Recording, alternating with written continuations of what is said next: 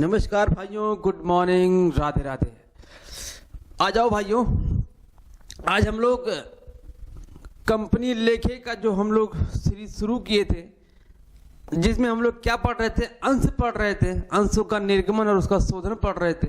मजे की बात है कि हम लोग 2 क्लास उसका आराम से पढ़ भी चुके हैं। आज इसका क्लास नंबर 3 होने वाला है। अच्छा जी, क्लास नंबर 3 आपका शेयर का लास्ट होने वाला है। ऐसा क्यों सर, अभी तो टॉपिक बाकी है। आज हम लगभग टॉपिक कवर करेंगे, ठीक है। और लगभग टॉपिक कवर करने के बाद हम क्या करने वाले हैं, जो टॉपिक आपके बचे होंगे, बचने इन द सेंस कुछ बचा नहीं होगा, बस हम जो करने वाले हैं सवाल का सॉल्यूशन, वो मैं आज के टॉपिक में नहीं कराऊंगा। क्यों सर? इसलिए नहीं कराऊंगा क्योंकि मैं उसके लिए एक प्रैक्टिस सेशन लेके आऊंगा, जिसमें हम लोग सवाल और जो अभी तक हम लोगों ने थ्योरी पढ़ा हुआ है, उस थ्योरी के साथ और सवालों के साथ हम लोग प्रैक्टिस सेट को सॉल्व करेंगे। है ना मजे की बात? आपको एक आइडिया भी लग जाएगा कि अंश से क्वेश्चन कैसे पूछते हैं और उसको कैसे सॉल्व करेंगे, कम समय में ज़्यादा टाइम ना लेते हुए कैसे सॉल्व करेंगे। तो आज हम शेयर का लास्ट टॉपिक पढ़ने वाले हैं, लास्ट क्लास पढ़ने वाले हैं। और यकीन मानिएगा आज क्लास बड़ा ही बिंदास होने वाला है, क्योंकि आज के सेशन में हम सिक्योरिटी प्रीमियम पढ़ने वाले हैं, डिस्काउंट पढ़ने वाले हैं, राइट्स शेयर पढ़ने वाले हैं, कॉल्स इन एरियर पढ़ने वाले हैं, कॉल्स इन एडवांस पढ़ने वाले हैं। है ना मजे की बात? हम calls in arrear, calls in advance, security premium सब जानते हैं हम लोग, बिल्कुल बहुत अच्छी तरीके से जानते हैं। हम एक एक पॉइंट का एंट्री भी जानते हैं, लेकिन हम ये नहीं जानते कि सिक्योरिटी प्रीमियम से क्वेश्चन कैसे पूछेगा। शेयर पर अगर कॉल्स इन एरियर हो गया तो वहां पर क्वेश्चन कैसे पूछा जाएगा भाई। अगर एडवांस है तो कैसे क्वेश्चन पूछा जाएगा, राइट्स शेयर हैं तो कैसे क्वेश्चन पूछे जाएंगे, ये हमको पता नहीं है। हमने क्लास 11th और बीकॉम में खूब जबरदस्त तरीके से एंट्रियां रटी हुई हैं। हमको एंट्रियां आठों की एकदम से जुबान पे छपी हुई हैं, लेकिन वो 8 एंट्री क्वेश्चन में थोड़ी ना आता भाई। कहां से क्वेश्चन आता है आज हम देखने वाले हैं कि अगर आपको सिक्योरिटी प्रीमियम से क्वेश्चन पूछ रहा है तो कैसे क्वेश्चन पूछेगा। आ जाओ शुरुआत करते हैं। क्या हम लोगों ने शुरू किया था, किसके लिए? स्पेशल पीजीटी और टीजीटी के लिए। कोई भी स्टेट हो, मैंने कुछ लिखे हुए हैं, DSSB, यूपी, MRS, मैंने 3 लिखा हुआ है, लेकिन ऐसा कुछ भी नहीं कि ये तीनों ही स्टेट में आएंगे भाई। कॉमर्स के सिलेबस में जो कंपनी लेके संबंधित कहीं पर भी सिलेबस होगा, किसी भी राज्य में, चाहे बिहार में होगा, चाहे रेलवे में होगा, या फिर आरपीएससी में होगा, दिल्ली में होगा, उत्तराखंड में होगा, कहीं पर भी होगा, सेम सिलेबस पूरे भारत में यही मिलने वाला और कुछ नहीं मिलने वाला है। बात समझ में आई ना? तो ये स्पेशल तीनों के लिए नहीं, किसी भी स्टेट के लिए अगर आप पीजीटी टीजीटी का एग्जाम दे रहे हैं कॉमर्स सब्जेक्ट से, तो आपके लिए बहुत अच्छा सेशन है कंपनी लेखे। ओके भाई, चलो स्टार्ट करते हैं।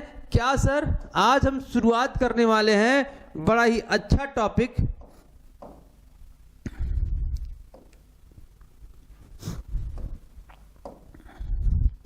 क्या शुरुआत करने वाले हैं जी भाई? आ जाओ, पहला ही टॉपिक जबरदस्त होने वाला है।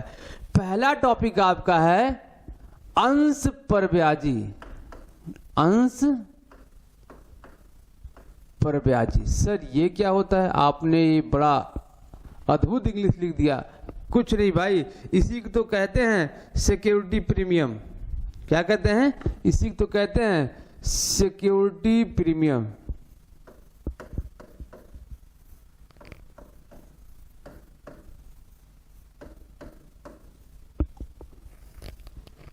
है ना मजे की बात? आ जाओ, सिक्योरिटी प्रीमियम क्या होता है? सिक्योरिटी प्रीमियम आपके अंशों के, आपके नहीं, कंपनी के अंशों के निर्गमन का एक तरीका है। निर्गमन का मतलब, जब कंपनी अंशों को बेचना चाहती है ना, बेचती है, तो उसी को निर्गमन बोला जाता है। यह निर्गमन का एक तरीका है जिससे कंपनी अपने अंशों को निर्गमित करती है। अच्छा, निर्गमन के तरीके कितने होते हैं? यहां मैं निर्गमन लिख दूं? अच्छा हाँ, लिख दिया मैंने। निर्गमन के कितने तरीके होते हैं भाई? निर्गमन के 3 तरीके होते हैं। एक होता है एट पार, और एक होता है एट प्रीमियम, और एक होता है आपका एट डिस्काउंट। यही तीन दो टाइप्स है ना निर्गमन के, सम मूल्य पर निर्गमन करना, प्रीमियम पर, परिब्याजी पर निर्गमन करना और डिस्काउंट पर निर्गमन करना। हमको एट पार से कोई भी क्वेश्चन है, एट पार इतना सिंपल होता है, वहां से क्या क्वेश्चन पूछेगा। जैसे मैंने कहा एट पार का मतलब 10 रुपए का एक शेयर है, उसको 10 रुपए में ही इश्यू कर देना एट पार कहलाएगा।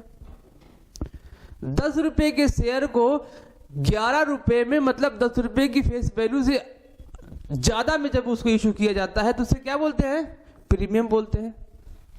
और जब 10 रुपए से कम वैल्यू पर शेयरों को, अंशों को इश्यू किया जाता है, निर्गमित किया जाता है, तो उसे क्या बोलते हैं, डिस्काउंट। मजे की बात है ना भाई, ये जो डिस्काउंट वाला पोर्शन है ना, ये भारत में अलाउ नहीं है कि आप अंशों को डिस्काउंट पर इश्यू कर सकते हैं। अगर किसी कंपनी ने गलती से भी अंशों को डिस्काउंट पर इश्यू कर दिया ना, तो उसके लिए दंडनीय है। क्या दंडनीय है वो अभी हम आगे पढ़ने वाले हैं, क्या क्या उसके दंड के प्रावधान है। ठीक है, अभी मैंने टॉपिक क्या डाल के रखा हुआ, सिक्योरिटी प्रीमियम। तो फिलहाल हम क्या पढ़ने वाले हैं अभी, सिक्योरिटी प्रीमियम। आ जाओ। सिक्योरिटी प्रीमियम मैंने कहा कि जब अंशों के मूल वैल्यू से यानी फेस वैल्यू से अधिक पैसा लिया जाता है अंशों को निर्गमित करने के लिए, तो उसे सिक्योरिटी प्रीमियम कहा जाता है ना। अच्छा, ये पॉइंट समझ में आया, तो सबको समझ आता। ये तो हमको पता था, लेकिन अब इसमें क्वेश्चन कैसे आएगा, क्वेश्चन ऐसे आएगा। चलो देखते हैं, पॉइंट वाइज लिखेंगे। पहला पॉइंट क्या हो सकता है, पहला पॉइंट हम इसकी एंट्री लिख लेते हैं। इसकी एंट्री क्या होती है, जहां पर मेरे भाई ये आपका क्या होगा, एडजस्ट होगा। कहां पर एडजस्ट होगा, सपोज मान लेते हैं अलॉटमेंट पे एडजस्ट है, तो अलॉटमेंट में अगर एडजस्ट, तो इसकी एंट्री क्या बनेगी, तो एंट्री बनेगी share allotment account, share allotment account debit to share capital account to security premium, to security premium. ये इसकी पहली एंट्री ही है। आपसे ये पूछेगा ना कि एंट्री, सर हमको पता था, आपसे ये पूछेगा, वही है।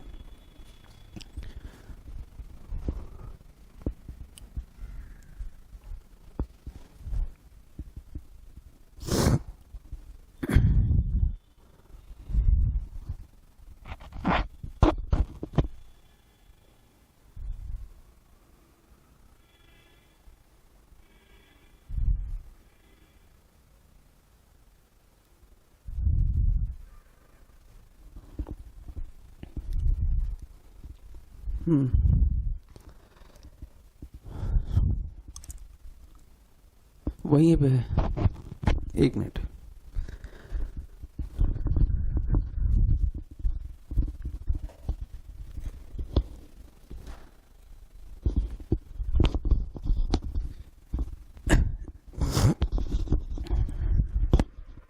हो गया भाई, ठीक है। हाँ वहीं पे ले जाएंगे।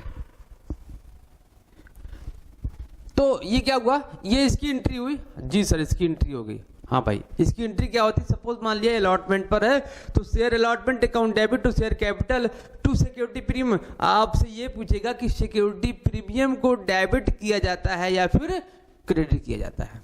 तो क्या किया जाता है, क्रेडिट। इसलिए इसको क्रेडिट किया गया भाई। क्यों सर, इसको इसलिए क्रेडिट किया गया क्योंकि ये कंपनी के लिए क्या होता है, लाभ या आय माना जाता है। क्या माना जाता है, आप सोचो कि आपको 10 रुपए मिलना था, आपको 12 रुपए मिल गया, तो 2 रुपए का प्रॉफिट हुआ ना भाई। तो आपको पता है कि जितने भी प्रॉफिट और आय होते हैं वो हमेशा क्या होते हैं, क्रेडिट होते हैं, इसीलिए इसको क्रेडिट किया गया है।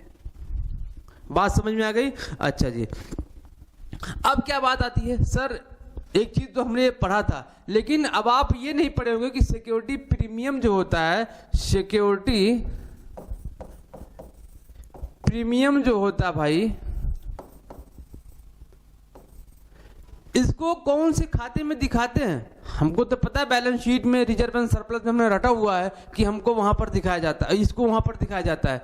लेकिन सिक्योरिटी प्रीमियम के लिए क्या कोई ऐसा अकाउंट है जो इसको वहां पर ले जाके दिखा देंगे? जी बिल्कुल, इसका एक अलग से अकाउंट होता है। सिक्योरिटी प्रीमियम को कहां पर दिखाया जाएगा? सिक्योरिटी, कहां पर? सिक्योरिटी प्रीमियम अकाउंट में दिखाया जाएगा। लो सर, आपने तो बहुत बड़ी चीज बता दी। कुछ नहीं भाई, बस मैंने अकाउंट ही शब्द तो जोड़ा है। ये किसका अलग से अकाउंट बनेगा? क्या? Security premium account. उसको कहां पे, सिक्योरिटी प्रीमियम को कहां दिखा देंगे? यहां पर दिखा देंगे। कोई लोचा ही नहीं। 2 क्वेश्चन तैयार हुआ, 2 कॉन्सेप्ट। पहला, सिक्योरिटी प्रीमियम को क्रेडिट साइड में दिखाया जाता है। क्यों? क्योंकि ये क्या होता है? कंपनी के लिए लाभ होता है। दूसरा, इसको सिक्योरिटी प्रीमियम को दिखाते कहां? कोई अलग से इसका सेपरेट अकाउंट? जी भाई बिल्कुल सेपरेट अकाउंट है। सिक्योरिटी प्रीमियम अकाउंट, इसका एक अलग से खाता खुलता है, वहां पर इसको दिखाया जाता है। 2 टॉपिक क्लियर हुआ। सिक्योरिटी प्रीमियम फेस वैल्यू से अधिक पर जब पैसा प्राप्त करते हैं उसे क्या बोला जाता है? सिक्योरिटी प्रीमियम बोला जाता है। आवाज नहीं आ रही क्या? एक बार चेक कर भाई। हेलो हेलो हेलो, आ तो रही है यार। हेलो हेलो, सही तो है भाई।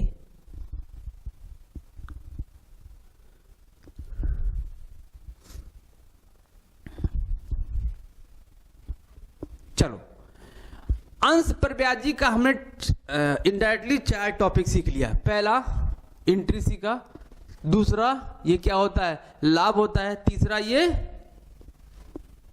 ये प्रीमियम खाते में दिखाया जाता है। और एक चीज हम इसी में सीख लेते हैं। क्या सर? सिक्योरिटी प्रीमियम का जो ट्रीटमेंट होता है, आ जाओ अलग पेज लेते हैं। सिक्योरिटी प्रीमियम का जो ट्रीटमेंट होता है, कंपनी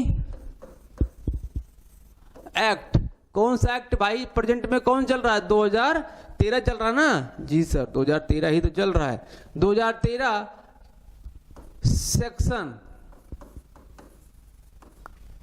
52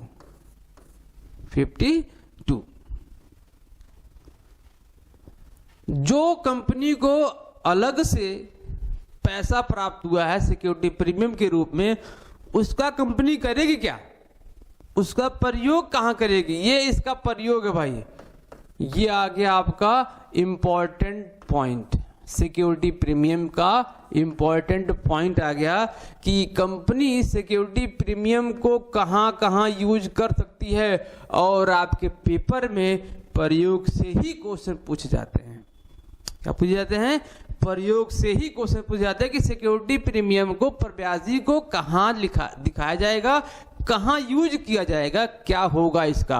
आ जाओ देखते हैं क्या होगा। सबसे पहली बात, प्रब्याजी को, प्रीमियम को कंपनी लाभांश के रूप में प्रयोग नहीं कर सकती है। कई बार क्वेश्चन निकल के आया हुआ है यही क्वेश्चन, सेम क्वेश्चन कि प्रब्याजी को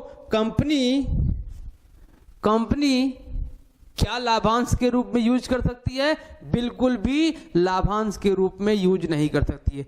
कंपनी प्रब्याजी को जो कैपिटल लॉसेस होते हैं उसके लिए यूज कर सकती है। कैपिटल लॉसेस कैसे? अभी मैं बताऊंगा क्या क्या है। तो पहला पॉइंट नोट करेंगे कि इसका प्रयोग कंपनी, पहले नकारात्मक में लिख लेते हैं कि इसका प्रयोग कंपनी, सब पीला ही पीला हो गया, कलर चेंज कर लीजिए सर। आ जाओ भाई, चेंज कर लेते हैं। कंपनी इसका प्रयोग लाभांश भुगतान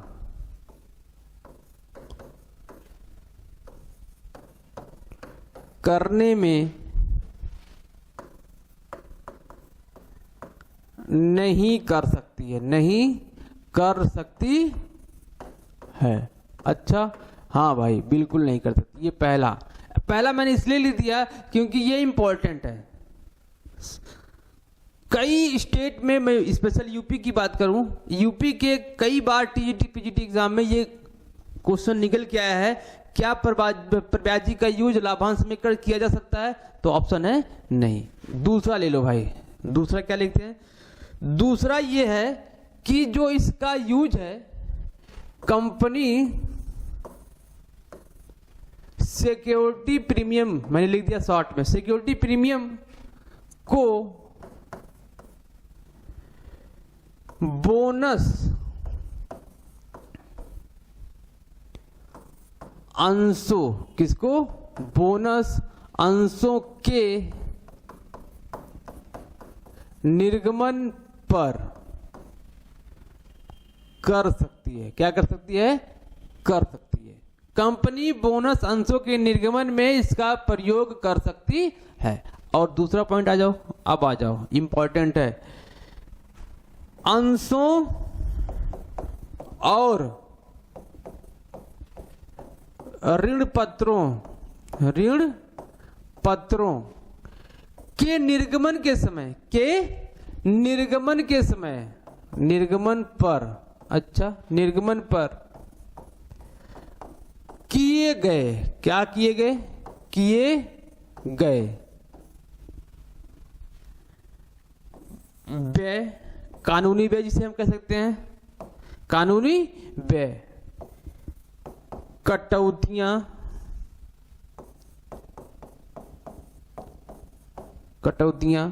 आदि को अपलिखित करने के लिए, अपलिखित करने के लिए, अच्छा, ये ना हुआ, 2 पॉइंट देख लिया कि कंपनी बोनस अंश निर्गमन करने के लिए कर सकती है। कंपनी क्या कर सकती है? अंशों और ऋण पत्रों के कटौतियों पर जो प्रॉब्लम होने वाला, प्रॉब्लम इन द सेंस जो व्यय किया गया है, कटौती किया गया है, उस पे जो खर्च किया गया है, उसका वो अपलिखित करने के लिए यूज कर सकती है। आ जाओ, तीसरा पॉइंट देख लो भाई। तीसरा पॉइंट क्या कह रहा था? तीसरा पॉइंट देखें जी भाई, देख लीजिए तीसरा पॉइंट। कलर कौन सा लूं? ब्लैक ही ले लूं? आ जाओ। अब इसका देखो, पूर्वाधिकार आ गया ना, पूर्वाधिकार अंशों और ऋण पत्रों के शोधन पर, ऋण पत्रों के शोधन पर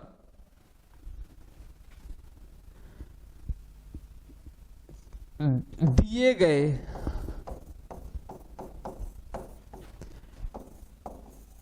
पर ब्याजी, मतलब कि सिक्योरिटी प्रीमियम, दिए गए पर ब्याजी को भुगतान करने के लिए, भुगतान करने के लिए है ना भाई। एक पॉइंट और हो गया ना? हाँ सर, एक पॉइंट और हो गया, 3 पॉइंट हो गए ना। क्या कि कंपनी प्रब्याजी को कहाँ यूज कर सकती है? तो ये 3 पॉइंट आपके सामने है। बिल्कुल, कंपनी सिक्योरिटी प्रीमियम बोनस अंशों में दे सकती है। क्या कर सकती है? ऋण पत्रों और डिबेंचर अंशों पर जो निर्गमन किए गए उस पर व्यय हुआ होगा कुछ, उसको अपलिखित करने के लिए कर सकती है। पूर्वाधिकार और ऋण पत्रों के शोधन पर दिए गए प्रीमियम को एडजस्ट करने के लिए, भुगतान करने के लिए इसका प्रयोग कर सकती है। एक और लास्ट पॉइंट बड़ा ही इंपॉर्टेंट है। क्या है सर? आ जाओ देखते हैं क्या है। चौथा पॉइंट है ना, ये कह रहा है कि चौथा पॉइंट, कंपनी एक्ट 2013 सेक्शन 68 में ये कहा गया है, कंपनी, आप लोगों ने बाई बैक शेयर का नाम सुना होगा, कंपनी अपने अंशों को क्या कर सकती है? इस सिक्योरिटी प्रीमियम से मार्केट में खरीद सकती है। क्या कर सकती है? कंपनी एक्ट 2013 सेक्शन 68 के आधार पर कंपनी क्या कर सकती है, अपने अंशों को बाई बैक, आप लोगों ने बाई बैक शेयर का नाम सुना होगा कि पीछे से बैकडोर से कंपनी अपने अंशों को खुद क्रय कर लेती है, परचेज कर लेती है। तो इस परब्याजी यानी सिक्योरिटी प्रीमियम का यूज कंपनी यहां पर भी कर सकती है। बात समझ में आ गई ना? ठीक है, तो मैं इसको लिख दूं यहां पर, कंपनी एक्ट 2013 की धारा 68 के अनुसार अंशों का क्रय मैंने शॉर्ट में लिख दिया है। ठीक है, शॉर्ट ही एनफ है, ज्यादा बड़ा लिखने की क्या जरूरत है, जब शॉर्ट में काम चल जाए। आपको चीजें समझ में आ गई, बहुत है इतना। ठीक है, ये क्या था इसका प्रयोग, किसका, सिक्योरिटी प्रीमियम का ये क्या था प्रयोग। एक बार स्क्रीनशॉट ले लीजिए या फिर इसको नोट डाउन कर लीजिए, आगे चलते हैं। फिर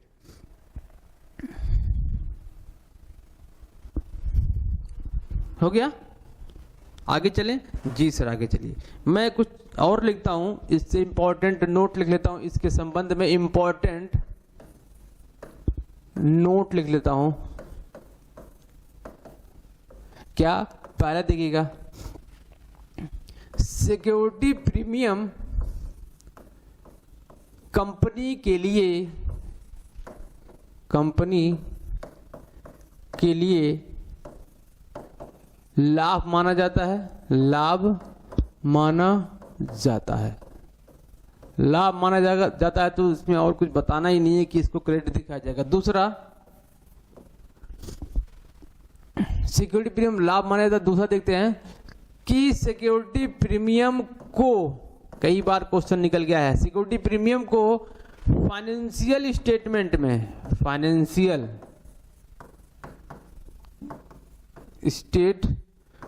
में रिजर्व एंड सरप्लस के शीर्षक में दिखाते हैं। कहां दिखाते हैं? रिजर्व एंड सरप्लस के शीर्षक में दिखाते हैं। अच्छा, आ जाओ एक और तीसरा पॉइंट, सिक्योरिटी प्रीमियम। अच्छा, सिक्योरिटी प्रीमियम कौन सा खाता होता है? नाम मात्र। आपको बड़ा अजीब लग रहा होगा, सर इसको आप खाते में क्यों कन्वर्ट कर रहे हैं, ऐसा छोटा छोटा पॉइंट क्यों बता रहे हैं, इतना इजी पॉइंट क्यों बता रहे हैं? भाई इजी पॉइंट मैं इसलिए बता रहा हूं क्योंकि इजी पॉइंट ही पूछ रहा है पेपर में। हमको अकाउंट से क्वेश्चन कई बार निकल के आए हैं कि ये आप देखिएगा, जब हम लोग अदत्त व्यय पूर्दत्त व्यय देखते हैं तो उससे क्वेश्चन निकल के आ गया कि आउटस्टैंडिंग सैलरी अगर है तो कौन सा खाता है। अगर हमने सैलरी देखा तो हमारे माइंड में तो यही तो आता है कि सैलरी अगर है तो ये क्या होगा, नाम मात्र खाता होगा। हाँ, हमने कई बार पढ़ा हुआ नाम मात्र, लेकिन मेरे भाई ऐसा बिल्कुल भी नहीं है। जब उसके साथ आउटस्टैंडिंग, प्रीपेड, एक्रूड और अनअक्रूड चारों जुड़ जाते हैं किसी भी नाम मात्र खाते के साथ, तो वो क्या बन जाता है, पर्सनल अकाउंट बन जाता है। क्या बन जाता है? पर्सनल अकाउंट बन जाता है। क्लियर ना? तो सेम चीज इसको लिख लो, छोटा चीज नहीं है भाई। आपके माइंड में ऐसा नहीं कि सर छोटी छोटी चीज लिखा है, नहीं मेरे भाई, छोटी नहीं है ये बहुत बड़ी चीज है। नॉमिनल अकाउंट बोला जाता है। सिक्योरिटी प्रीमियम नाम मात्र खाता होता है, नाम मात्र खाता होता है। अब बताओ, सिक्योरिटी प्रीमियम से अगर आपसे क्वेश्चन पूछेगा तो आप कर नहीं पाएंगे क्या? सर ये सर क्यों नहीं कर पाएंगे? तो ये जो मैंने एक चीज और भूल गया, देखो मैं ये जो मैंने लिखा तो है, ठीक है, सेक्शन याद कर लीजिएगा, लिखा है, भूला नहीं हूं भाई, भूला नहीं हूं मेरे भाई, मैंने लिखा है सेक्शन 52 में इसका क्या बताया गया, इसके प्रयोग बताए गए हैं। क्लियर? अब आप बताइए, सिक्योरिटी प्रीमियम से अगर आपसे क्वेश्चन पूछे तो क्या आप कर नहीं पाएंगे क्या? काहे नहीं कर पाएंगे सर? आपने तो बता दिया अच्छा चीज जो हम कभी नहीं बोलने वाले हैं। ठीक है, नोट डाउन भी कर लिया होगा। आ जाओ एक चीज और सीखते हैं। Issued of share, issue of share. आ जाओ एट डिस्काउंट। सर आपने कहा था ये तो डिस्काउंट पर शेयर को इशू नहीं किया जा सकता है, तो आप इसको पढ़ा क्यों रहे हैं, इसको बता क्यों रहे हैं? इसलिए बता रहा हूं भाई, निर्गमित नहीं किया जा सकता तो इसका मतलब क्या है कि क्या क्वेश्चन नहीं पूछा जा सकता? इससे पहले तो निर्गमित होता था ना जी, बिल्कुल होता था, निर्गमित होता था। इसका मतलब यहां से इसको निकाला नहीं गया है। आपके सिलेबस में ये पार्ट है, इंटर के सिलेबस से निकाला गया है कि ऐसे क्वेश्चन आपके एग्जाम में नहीं पूछे जाएंगे, लेकिन ऐसे क्वेश्चन आपके पीजीटी टीजीटी में नहीं पूछे जाएंगे, ऐसा कहीं नहीं लिखा गया है। तो आपको इसको पढ़ना है। आ जाओ, जब अंशों का निर्गमन उसके फेस वैल्यू से कम मूल्य पर किया जाता है तो आपको पता है उसको क्या बोलते हैं? उसे बोलते हैं भाई अंशों का भट्टे पर निर्गमन किया गया है ना। आ जाओ, इसको देखते हैं। ये कंपनी के लिए क्या माना जाता है? हानि मानी जाती है। काहे कि 10 रुपया मिलना था, 90 रुपया मिला, 8 रुपया मिला, तो हानि तो है ही है। हाँ सर बिल्कुल हानि है।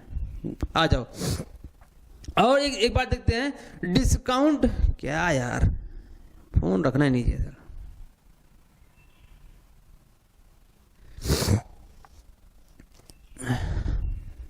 डिस्काउंट के बारे में क्या कहा गया है? डिस्काउंट के बारे में इसके साफ साफ मना किया गया है। कंपनी एक्ट 2013 की धारा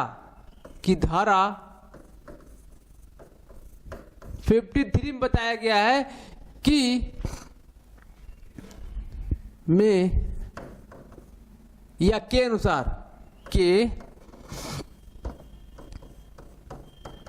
अनुसार कंपनी अंशों को छूट पर निर्गमित नहीं कर सकती है, निर्गमित नहीं कर सकती है। अच्छा हाँ भाई, क्या कंपनी अपने अंशों को छूट पर निर्गमित नहीं कर सकती? किसके? इसमें एक अपवाद लिखा गया। अपवाद क्या है? अपवाद ये है कि सेक्शन 54 को छोड़कर मतलब क्या सर? कह रहा कि सेक्शन 54 54 में बताए गए जो नियम है उसको छोड़कर कंपनी और शेयरों को क्या कर सकती है? बट्टे पर निर्गमित नहीं कर सकती है। मैटर यहां फंसेगा सर। अब आपने एक और पेज फंसा दिया कि यहां पर लिख दिया 54 लिख दिया। अब इसमें क्या है? 54 कुछ नहीं भाई, 54 क्या है? स्वेट इक्विटी शेयर की बात करता है, जिसमें यह कहा गया है कि स्वेट इक्विटी शेयर को डिस्काउंट पर इशू किया जा सकता है, बस और कुछ नहीं है।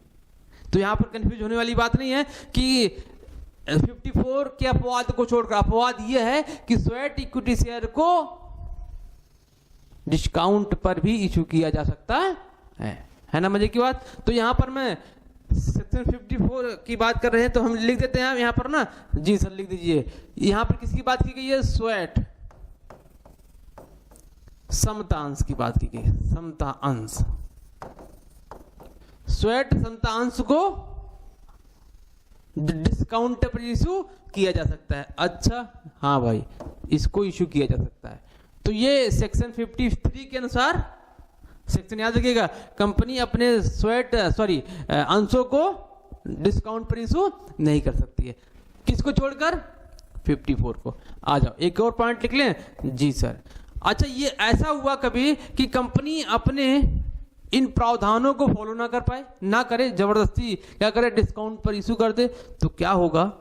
यदि लिख लो, यदि जब कंपनी धारा 53 के प्रावधान को फॉलो नहीं करता है तो उसके लिए दंड का प्रावधान रखा गया है। दंड का प्रावधान ऐसा है कि उसको डिस्काउंट के जरिए जितना भी एक्स्ट्रा मनी उसने कलेक्ट किया गया है वो प्लस 15% ब्याज दोनों सहित उसको वापस करना पड़ेगा। अच्छा जी, जी बिल्कुल। जितना उसने एक्स्ट्रा मनी कलेक्ट किया हुआ है, कैसे? डिस्काउंट के थ्रू, उसको और प्लस उस पर 15% वार्षिक ब्याज की दर से उसको क्या करना पड़ेगा, जमा करना पड़ेगा। अच्छा, ये तो प्रावधान हो गया। दूसरा इसमें लिखा गया या फिर अथवा 5 लाख रुपया, या फिर 5 लाख रुपया प्लस 15% ब्याज, जो दोनों क्या हो, कम हो, जो दोनों में से कम हो। बात समझ में आ गई? हाँ सर, एक बार फिर से सुन लीजिएगा। यदि कंपनी अंशों का निर्गमन बट्टे पर कर देती है, धारा 53 के प्रावधान को फॉलो नहीं करती है, उसको नहीं मानती है, जबरदस्ती अंशों को निर्गमित कर देती है डिस्काउंट पर, तो उस कंडीशन में क्या बनेगा, कंपनी को ये लायबिलिटी इंक्रीज हो जाएगी कंपनी का, कि उसको जो अतिरिक्त पैसा प्राप्त किया गया है, कैसे, अंशों को छूट पर निर्गमित करने के बाद प्लस 15% डिस्काउंट, अथवा डिस्काउंट नहीं, ब्याज, अथवा 5 लाख रुपए प्लस 15% ब्याज, जो दोनों में कम राशि हो, ये उसको भुगतान करना पड़ेगा। ये इसके प्रावधान है। लिख दूं क्या? लिख दूं? लंबा हो जाएगा, आप लोग लिख लीजिएगा, ठीक है? कि लिख दूं? लिख दीजिए सर, आ जाओ। यहां लिखो, यदि कंपनी धारा 53 के प्रावधान को नहीं मानती है तो उसके लिए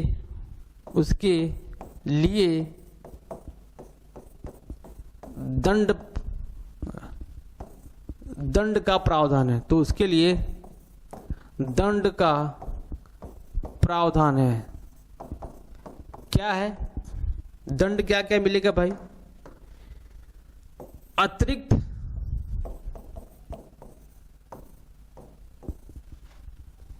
प्राप्त किया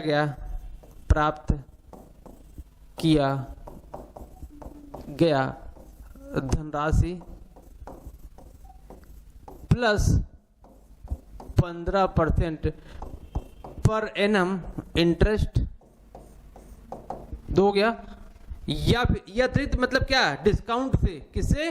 डिस्काउंट से भाई, किसे? डिस्काउंट से अतिरिक्त, पहला पॉइंट हो गया। अथवा 5 लाख रुपए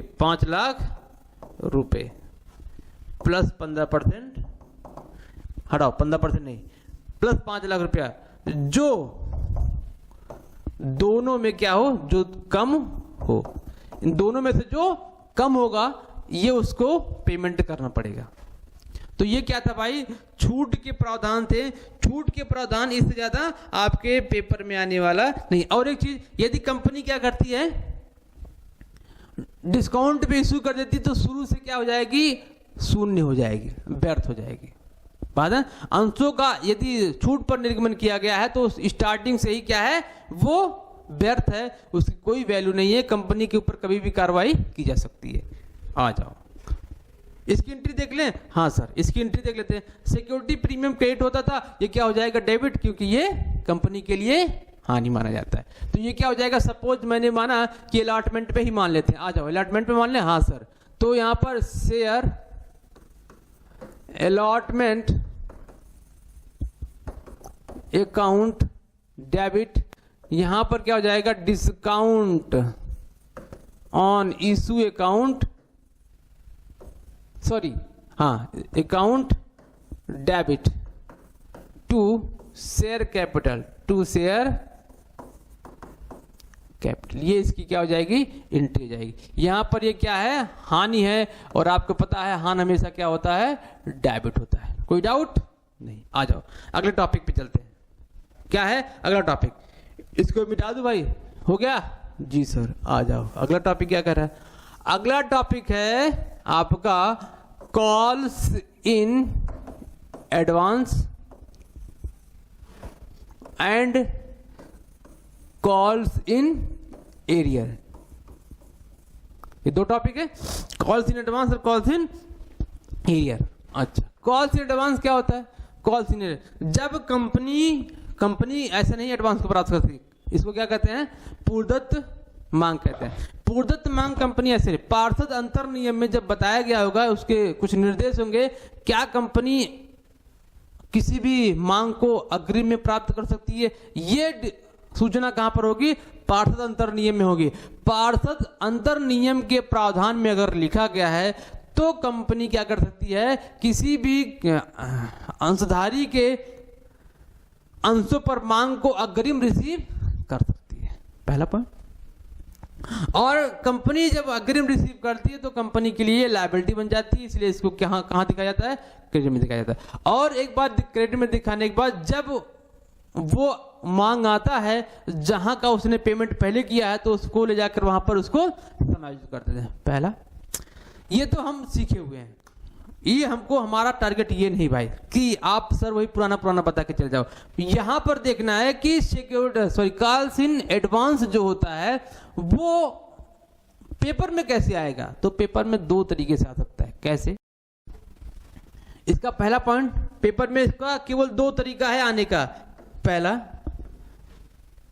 इसको बैलेंस शीट में नहीं दिखाया जाता है, दिखाया जाता है। कब दिखाया जाएगा? यदि मान लेते हैं कि इस एडवांस को एडजस्ट नहीं किया जा सका है तो लायबिलिटी साइड में इसको दिखाया जाएगा। कहां पर? वो भी शेयर होल्डर फंड के कॉलम में। अदरवाइज केस में इसको यहां पर नहीं दिखाया जाएगा, ठीक है, बैलेंस शीट में इसको नहीं दिखाया जाता। दूसरा इसका देख लो, यदि कंपनी को कॉल्स इन एडवांस प्राप्त होता है तो उस पर उसको 12% क्या 12% ब्याज देना होता है। ये है इंपॉर्टेंट पॉइंट। कितना प्रतिशत? 12% ब्याज देना होता है। और इसको थोड़ी ना कि और इसका एंट्री ट्रीटमेंट सीखना नहीं है, ट्रीटमेंट हम नहीं सीखेंगे भाई, हमारा काम नहीं है। ट्रीटमेंट आपके पेपर में आएगा भी नहीं, 12% आएगा, बैलेंस शीट में दिखाया जाएगा कि नहीं दिखाया जाएगा। एक और बड़ा जिद कर रहे हैं आप सब लोग कि सर एंट्री भी बता दीजिए। आप बताओ कंपनी के लिए कॉल्स इन एडवांस क्या होता है? मैंने बताया ना कि ये लायबिलिटी होता है। अब आपको इस पर क्या करना है? उसने आपको एडवांस से पैसे दे दिया है तो आपको उस पर क्या करना है? इंटरेस्ट देना है ना। तो कंपनी के लिए क्या बना जाता है? ये हानि मानी जाती है। तो इसका एंट्री क्या बनेगा? अगर ये एडवांस से प्राप्त होता है तो उसको ब्याज देना पड़ेगा, तो इसकी एंट्री क्या बन जाएगी? आ जाओ, इसकी एंट्री बन जाएगी कॉल्स इन एडवांस की। आ जाओ, पेमेंट करने की, interest on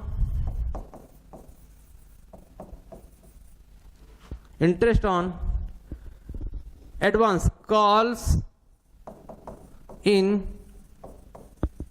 advance debit to bank account. कौन से अकाउंट? Bank account. ये इसकी एंट्री बन जाएगी। क्लियर? आ जाओ, कॉल्स इन एडवांस क्या है? कॉल्स इन एडवांस में कुछ नहीं भाई, कुछ करना और ना नहीं है, बस इसको यहां पर देख लो। ये परसेंटेज क्या है? 10%। इस पर क्या दिया जाएगा? ब्याज दिया जाएगा, ब्याज मिलेगा। मैक्सिमम है ये, नहीं पता लगेगा केवल सर 10% ही नहीं, ये मैक्सिमम है दोनों। 12% तक, यहां पर 10% तक, उससे नीचे भी हो सकता है, 10 और 12% से नीचे हो सकता है। तो मेन कहने का मतलब इंपॉर्टेंट ये दोनों है यहां से। और दूसरा, इसको बैलेंस शीट में कहां दिखाया जाता है? बैलेंस शीट में कहां पर? शेयर होल्डर फंड के शीर्षक में called up and paid up column में। कहां पर इसको? Called up and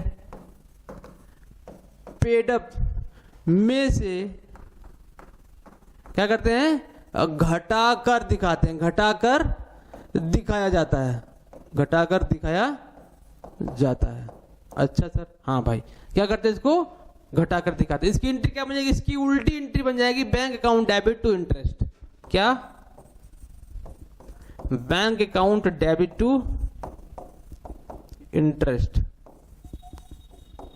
interest account, ठीक है। ये क्या था? कॉल्स इन एडवांस और कॉल्स इन एरिया। आओ आगे चलते हैं, आगे चलते हैं। हम लोग सीखते हैं एक और टॉपिक बड़ा ही important, capital reserve. Capital reserve sir आपने इसको पढ़ाया था? नहीं मेरे भाई, इसको मैंने नहीं पढ़ा था, मैंने रिजर्व कैपिटल पढ़ाया था, कैपिटल रिजर्व नहीं पढ़ाया था। क्या पढ़ाया था? रिजर्व कैपिटल पढ़ाया था। कैपिटल इसे कहते हैं पूंजी संचय से बोलते हैं, पूंजी संचय। इसमें हम एक एक पॉइंट लिखेंगे, क्या क्या छोटे छोटे जो पॉइंट हमारे दिए गए हैं हम उसको लिखेंगे पूरी तरीके से। क्या दिया गया है देखो, कैपिटल रिजर्व क्या होता है? अनिवार्य माना जाता है, अनिवार्य होता है जब, कब? जब कंपनी को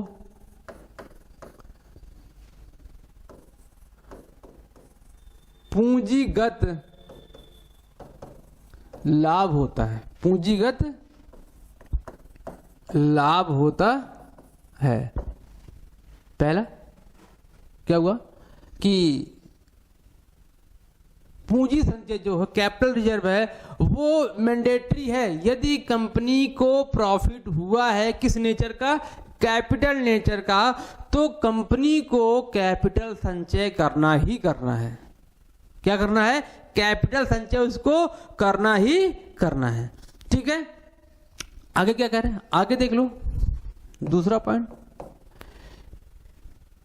हम लोगों ने रिजर्व कैपिटल पढ़ा था। रिजर्व कैपिटल को अनिवार्य नहीं माना गया था, वो विशेष प्रस्ताव पर, संचालक मंडल के प्रस्ताव पर बनाया जाता था और उसको बैलेंस शीट में या फिर उसका लेखा ही नहीं किया जाता था। ऐसा हम लोगों ने देखा था ना। क्या कैपिटल रिजर्व का लेखा होगा? यस मेरे भाई, बिल्कुल। इसका लेखा या इसका रिकॉर्डिंग, इसका लेखा कहां पर? इसका लेखा बैलेंस शीट में, आज के समय फाइनेंशियल स्टेटमेंट में, बैलेंस शीट में कहां पर? रिजर्व एंड सरप्लस के शीर्षक में दिखाया जाए, के शीर्षक में दिखाया जाता है, जाता है। अच्छा सर आ जाओ, कहां से दिखाया जाता है? बैलेंस शीट के रिजर्व एंड सरप्लस कॉलम में इसको दिखाते हैं। ओके, ये बात हो गई।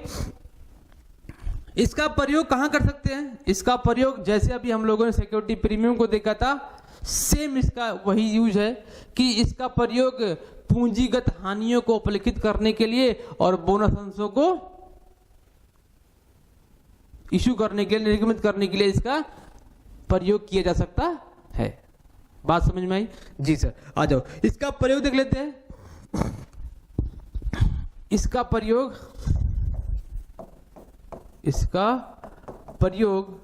कहां पर? पहला, पूंजीगत हानि को अपलिखित करने के लिए। क्या करने के लिए? अपलिखित करना। अच्छा, दूसरा क्या है? बोनस अंशों को निर्गमित करने के लिए, बोनस अंशों को निर्गमित करने में। अच्छा सर, आपने इसको तो बता दिया। आप ये बताइए कि आपने एक शब्द लिखा हुआ है कि जब पूंजीगत लाभ होगा। सर ये पूंजीगत लाभ समझ में नहीं आ रहा क्या होता है? पूंजीगत लाभ वह लाभ होता है जब कंपनी अपने अस्थिर संपत्तियों को बेचकर या उसके पुनर्मूल्यांकन करने से जो अतिरिक्त पैसा उसको प्राप्त होता है वो क्या कहलाता है? कैपिटल नेचर के प्रॉफिट कहलाते हैं। कैपिटल नेचर के उसको प्रॉफिट कहे जाते हैं। बात समझ में आई ना? देखो इसका एक प्रॉब्लम यहां पर और भी है। क्या प्रॉब्लम है सर? इसका यूज लाभांश के लिए नहीं किया जा सकता। जैसे हम लोगों ने सिक्योरिटी प्रीमियम को पढ़ा था, क्या उसका यूज लाभांश के लिए किया जा सकता? नहीं मेरे भाई, सेम चीज यहां पर है। उसका यूज यहां पर अप्लाई कर सकते हैं। जो आप लोगों ने सिक्योरिटी प्रीमियम का यूज देखा था उसका यूज यहां पर कर सकते हो। वही तो चीज है ना, बोनस अंश, पूंजीगत हानियां ऋण पत्रों का निर्गमन, ऋण पत्रों और अंशों के निर्गमन पर किए गए व्यय की कटौतियां, ये सब यहाँ पर यूज हो सकते हैं। आ जाओ एक चीज और इसका देखते हैं कि पूंजीगत लाभ क्या क्या है। हेडिंग डालो भाई, पूंजीगत लाभ क्या है। पूंजीगत लाभ में मेरे भाई क्या है, देखो कहां से इसको बनाया जा सकता है। पूंजीगत लाभ कह सकते हैं या कैपिटल रिजर्व को कहां से बना सकते हैं। आ जाओ, पहला अंशों और ऋण पत्रों से लाभ। सर समझ में नहीं आया। अच्छा, अंशों ऋण पत्रों से लाभ कब होगा भाई, मतलब कि सिक्योरिटी प्रीमियम आ गया ना। अंशों ऋण पत्रों से मतलब सिक्योरिटी प्रीमियम आ गया यहाँ पर, बिल्कुल। दूसरा देख लो, दूसरा क्या है कि यहां मैं लिख देता हूं, पूर्वाधिकार और ऋण पत्रों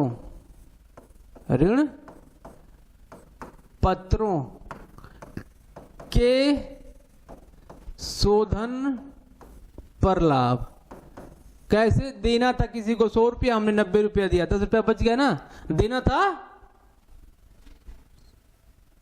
100 रुपये, 90 रुपये दिया, कितना मिला, 10 रुपये बच गया। तो ये क्या है, आपका पूंजीगत लाभ है। आ जाओ दूसरा देखते हैं, अस्थाई संपत्तियों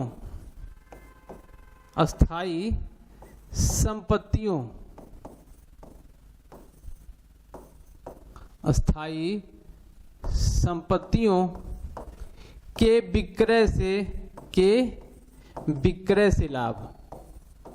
विक्रय से लाभ है ना भाई।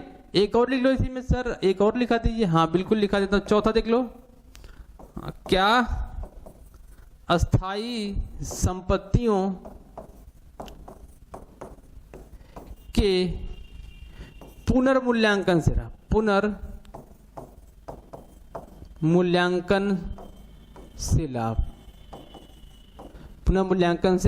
लाभ। ये क्या है, पूंजीगत लाभ कहलाते हैं, या फिर कैपिटल रिजर्व को यहां से बना सकते। मतलब कि यदि यहां से पैसा एक्स्ट्रा प्राप्त होता है तो कंपनी को क्या करना है, पूंजीगत संचय बनाना अनिवार्य है, इसको बनाना ही बनाना है। इसमें कोई डाउट नहीं कि पूंजी संचय बनाना है कि नहीं बनाना है, बनाना है, 100% बनाना है। क्लियर। एक और बच रहा है टॉपिक आपका, अधिमान अंश का निर्गमन। अधिमान अंश का निर्गमन आप बस इतना जान लीजिए, बहुत ज्यादा डिटेल उसमें पढ़ने की जरूरत नहीं है। अधिमान अंश क्या होता है, अधिमान अंश मतलब कि राइट शेयर। राइट शेयर वह शेयर होते हैं जिसमें कंपनी अपने वर्तमान अंशधारियों को उनके द्वारा लिए गए शेयरों के अनुपात में दिया जाता है। किसको, वर्तमान अंशधारियों को। किसके अनुपात में, लिए गए यानी परचेज किए गए अंशों के अनुपात में निर्गमित किया जाता है। किसको, वर्तमान अंशधारियों को। इसकी सूचना उनको 15 दिनों के अंदर जरूर देनी पड़ती है कि भैया हम राइट शेयर इश्यू करने वाले हैं, क्या आप लेंगे।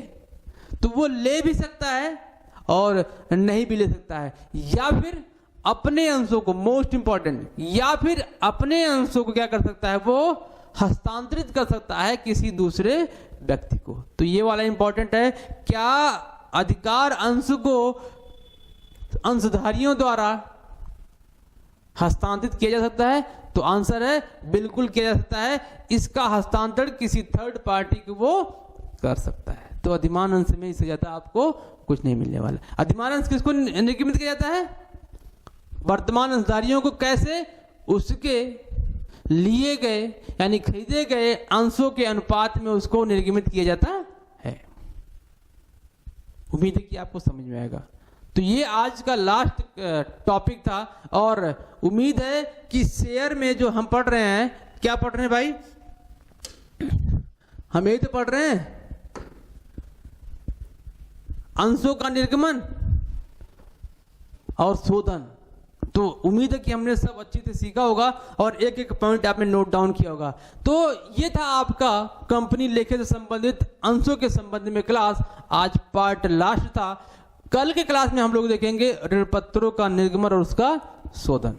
उम्मीद है कि आपको क्लास बहुत अच्छी लगी होगी। अगर भाई क्लास अच्छी लगी हो ना तो क्लास को लाइक जरूर करिएगा और कुछ मत करिएगा, लाइक शेयर कुछ मत करो मेरे भाई, लेकिन कमेंट बॉक्स में राधे राधे जरूर लिख के जाइएगा। ठीक है, मिलते हैं आपसे अगले क्लास में, तब तक के लिए पढ़ते रहिए।